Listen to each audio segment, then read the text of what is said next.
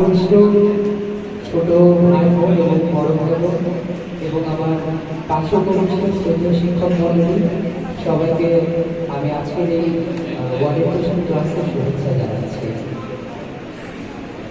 আমি অনার্স তৃতীয় বর্ষের শিক্ষার্থী। পড়াশোনার পাশাপাশি আমি গান করি পেশাগতভাবে। আর আরেকটা বিশেষ যে বিষয়, আমি ফিমেল ভোকালে গান করছি, অর্থাৎ নারী কণ্ঠে। তো সেই জায়গা থেকে চেষ্টা করছি একটি গান আমাদের সংসারের জন্য।